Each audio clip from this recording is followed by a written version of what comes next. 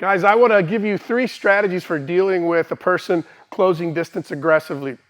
The first one that I want to go over is using high covers. High covers really is going to be, if I had to pick one, that would probably be the one, because it's sort of the safest in a way. High covers are basically me covering my head so that someone doesn't shut off my computer with punches.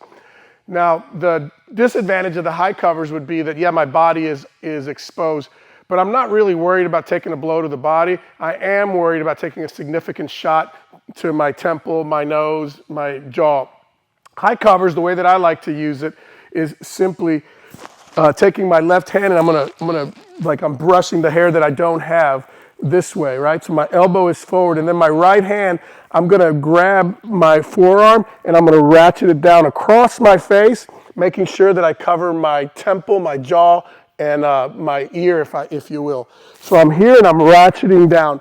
I prefer that to something like this for a couple of reasons. One, I don't need a lot of shoulder mobility to do this. 2, by just this grip, it just allows me to ratchet things down. It allows me to make sure that I'm tight, because you don't want any gaps with high covers, because then it's not a high cover. All right, so the high cover is going to work like this. If I'm here dealing with someone and all of a sudden he decides to come and close distance, maybe with a whirlwind of punches, there's no way that I can try to individually pick what punch. His angles might be really awkward. But so with high covers, I really don't care. I don't care if he throws a hook. I don't care if he throws a straight. I don't care if he throws an uppercut. I should be well protected. So what I'm trying to do is I'm going to try to get to this center line of the chest here and then implement my frames. So again, from here, maybe I'm trying to de-escalate. He comes in throwing punches. I high cover and I blast in. So now look where I am. Now I'm framing on this individual, and now I can get to work to start making sure that he can't hurt me. So again, from here, I'm here, and I'm going to burst in with my high covers, and I'm going to start kneeing, striking, and I can disengage or finish the fight. Second strategy that I can use for someone coming in is just going straight to the frame. The disadvantage of this is that there's going to be a lot of holes where his punches could come through. So I'm only going to use this if a person is really, I see them loading up. He's going to do the big bro punch. I see that, and my hands are up. I see him loading up, and I'm just going to tuck my chin.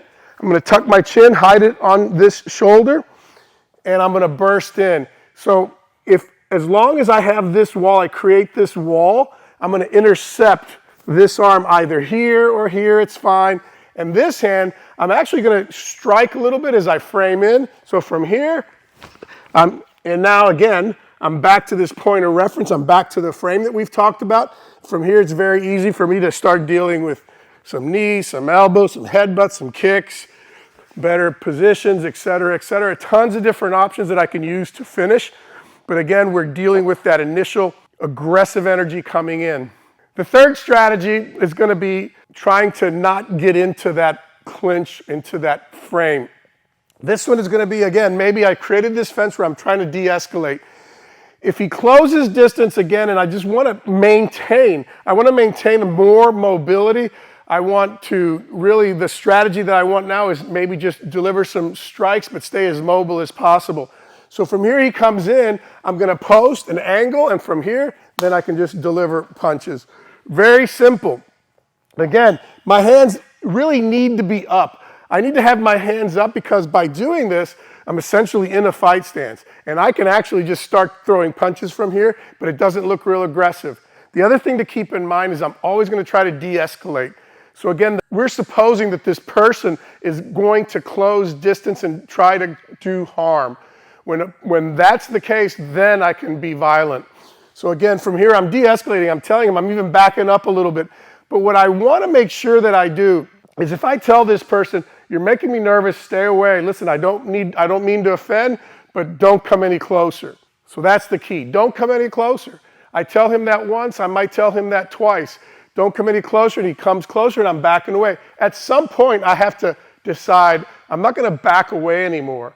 Now I need to take action. If he closes that distance and touches my antenna, then he's going to get one. Because I never want to be hit first. I always want to hit first. So again, from here, I de-escalate. I tell him, please don't come any closer. He bursts in. I'm going to post, and I'm going to strike. And then again, I still have good base, good fight stance. I can run or I can continue the fight.